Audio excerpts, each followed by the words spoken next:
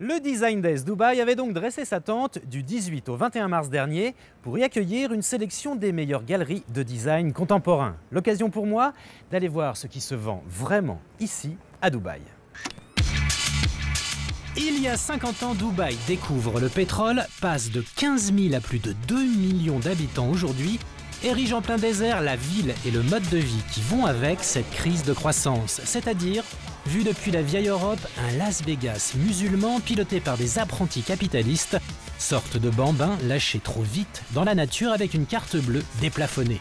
Pour en avoir le cœur net, honneur aux aînés, nous sommes allés voir la doyenne des galeries d'art. Installée ici depuis les années 70, Mamie Allison a vu la ville grandir et ses habitants évoluer. Alors Dubaï, bling ou pas bling? Pour être tout à fait honnête, Dubaï n'a jamais été bling-bling. Le reste du monde voulait le voir comme ça. Dubaï avait et a toujours de l'ambition, mais il ne voulait pas être prétentieux. Il voulait plutôt montrer qu'il en était capable. L'Émirat avait les lois et les infrastructures qu'il fallait pour soutenir les projets. Il y a toujours des hauts et des bas, mais Dubaï apprend de ses erreurs. Il en est conscient. Pendant les Design Days, nous sommes au pied de la Burj Khalifa. Quelle tour! Elle est tellement simple, mais à la fois tellement joliment pensée et conçue.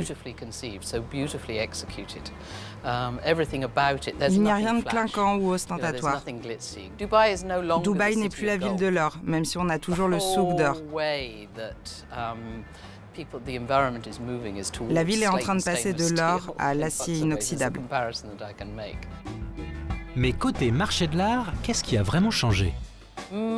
La plupart des acheteurs et des collectionneurs ne pensaient pas à Dubaï pour trouver des œuvres intéressantes. Ils préféraient l'assurance d'acheter en Europe, aux États-Unis ou même en Asie. C'est ça le plus grand changement. Maintenant, les collectionneurs du monde entier viennent ici. Pour en avoir le cœur net, direction Design Days Dubaï et sa deuxième édition. Vernissage toujours sans alcool, mais pour les achats, on est loin des clichés. La galerie de design conceptuel belge Victor Hunt n'en revient d'ailleurs toujours pas. Je suis arrivé avec plein de clichés que j'ai oubliés après 24 heures. Ce sont les clichés qu'on a tous. Les gens qui font des palmes dans la mer, ce sont des trucs en Europe, on n'y penserait même pas. J'aurais pensé que tout ce qui brille un peu aurait bien fonctionné. Au contraire, j'avais l'année passée un set en argent d'un designer espagnol, Tomás Alonso, et puis plein d'autres œuvres qui sont des vrais process designs. Et donc j'ai vendu plus ou moins tout, sauf ce set en argent. Il y a beaucoup d'intérêt pour la Clo-Clo qui se cache là un peu derrière. Les Block Series, de nouveau, de la texture, un process design qui fonctionne. C'est remarquable. Ils ont un esprit qui est très ouvert, ils sont à la recherche de nouvelles pièces.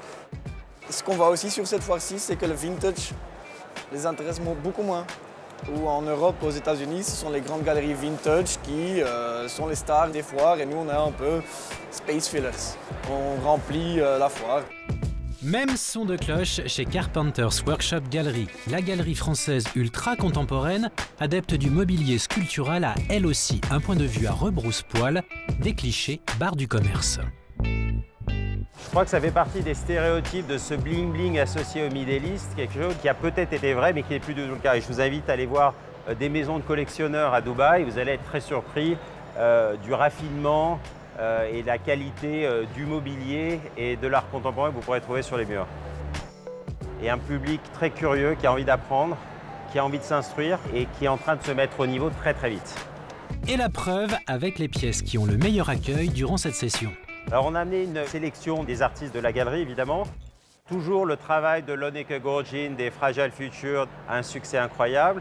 Mais ce qui est très marrant et très intéressant, c'est de se rendre compte que des pièces très pointues comme Random International avec une interactivité, enfin des pièces extrêmement sophistiquées ont une résonance importante auprès des collectionneurs locaux.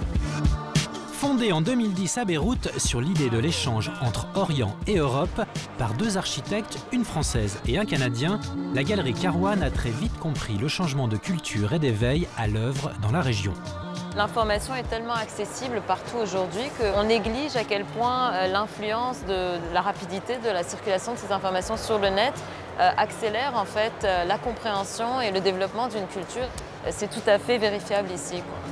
Il y a toute une jeune génération qui a été éduquée à l'étranger, qui a fait tout un travail en Angleterre, aux États-Unis, en Europe, et donc ils sont sensibles à un certain esthétisme très contemporain. Et la mise en place des villes très modernes qu'on a est un pendant naturel pour le design contemporain, parce que c'est les pièces qu'on veut avoir dans son appartement, dans sa maison, et pas nécessairement du marbre et du doré qu'on a vu déjà chez les grands-pères et dans d'autres familles.